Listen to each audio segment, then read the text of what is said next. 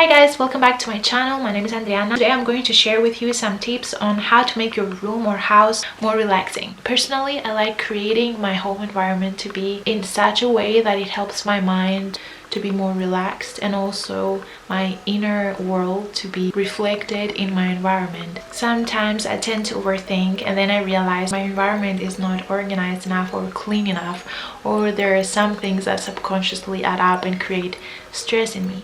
I found that being creative with my space is like taking care of myself. It's like a form of self-care. Every day I have it in my to-do list to organize something, to clean something, to beautify something. But before I start, I'd like to know your opinion on what do you guys find inviting in a space? What helps you personally to create a sacred space where you can be yourself? Comment below.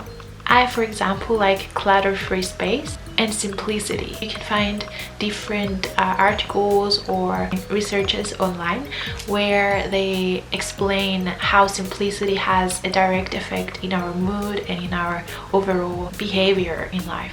When I have an organized space, it's like I create time for myself to go within. Because if there's clutter around, all my attention is outside. But if it's organized, I finally create a space to tune in. It helps me to slow down and to ease my mind and focus more on my breath. And from there, I create what I feel is more in alignment with my values and what I love doing and creating. So here are some of my tips. Organization. I like to know that everything has its place, and when I look for something, I like to know that it's there. If it's not there, it means that I have to adjust something and make it be there. It helps me be more disciplined and more organized, not only physically but mentally and emotionally. I also love seeing the room surfaces to be clutter-free, to have minimal things on them so that they are more inviting. If there's too much things on surfaces, it means there's too much things in my mind and they take too much space for me. They become overwhelming, which means no snack plates all over the place, no clothes hanging around, no dirty laundry that is not being washed, no clean clothes that are not folded and organized in the drawers and in their places. Research showed that an unorganized place creates subconscious anxiety that adds up.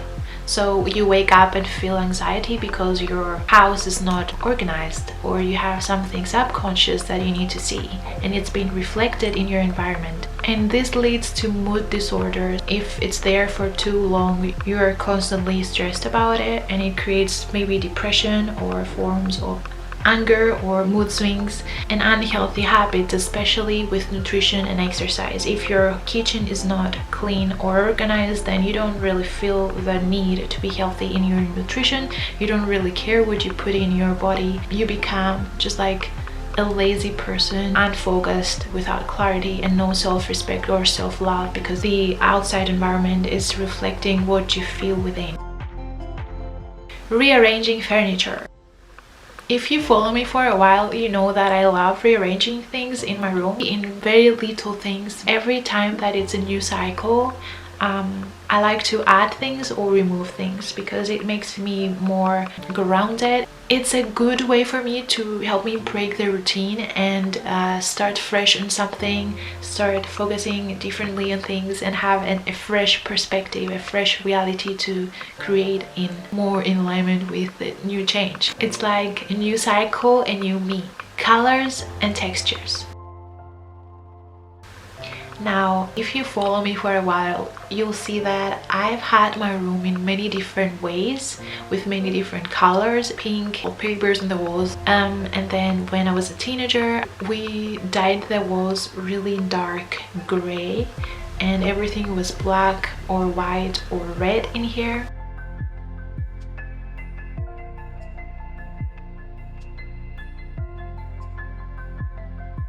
As I grew through my life journey, I realized that, you know, it doesn't feel as good. And when a major shift happened in my life, I learned things about minimalism and I started following things from there. There's always two extremes and I always go through all those phases in many different ways.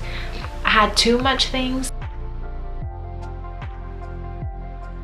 and then I went to the extremes, and then I had too little things. So again, in this journey I realized that it's not about being on the extremes, but finding a balance and taking from both extremes to create who you truly are and who you truly feel that you want to be. Following trends and learning from them and creating yourself. I choose colors and textures that make me feel good. I like natural things, items that I love, and things that don't hold memory of something, that it doesn't remind me of anything else other than I chose this because it expresses who I am. So I like my environment to be attachment free. So every time I wake up and see my environment, not feel like subconsciously something is there that needs to be addressed. So I'm very aware of all those things. Plants. Now here is something really interesting about me. I love plants, but I don't have the best relationship with them because I haven't yet figured out how often I should water them and how often not to water them. So I either water them too much or too little. So I came to the realization, because I was like being affected by it, I was like, I'm killing this plant. Like one of my cactus is like dying because I overwater it, and the other one is not as much because I have it for less time than the other. So it adjusted actually. So there are some plants that I have outside that do adjust to my lifestyle, but yeah, having a real plant in my room because of the lighting and my over-caring character, yeah, I'm not ready yet for that relationship. So I keep myself with fake plants that still make me feel good, and have real plants outside, which actually I see them and I like having alive things here. But I also have fake plants like that one and this one that is hanging in the corner.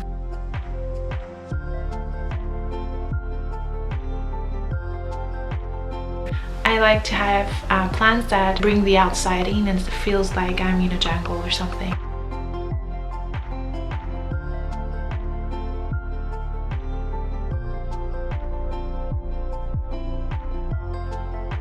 Smells. I create my own spray with essential oils, and I spray it, and I also like sage and incense sticks.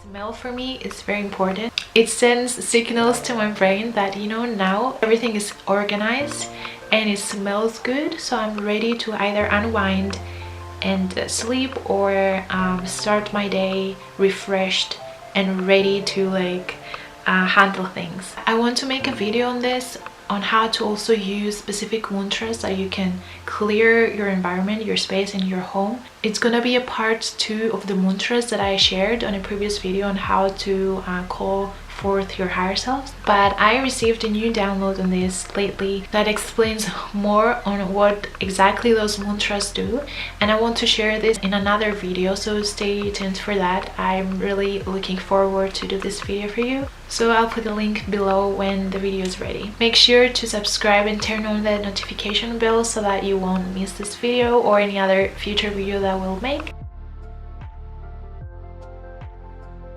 Lighting is very important for my space because I don't really have too much natural lighting in my room, because I have only the doors that are behind this camera,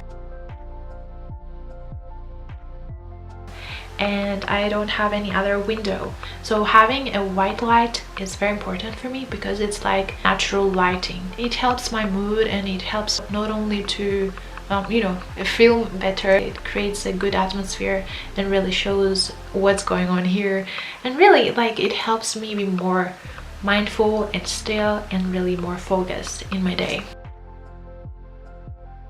And I also love having hidden lighting that lights up plants in a corner, or have these salt lamps that create a really good mood for my room, like a sacred space for me. So these were my tips. I hope you guys liked this video. I hope you found it helpful. If you did, please give this video a thumbs up and subscribe. So thank you guys for watching, and I'll see you in my next video.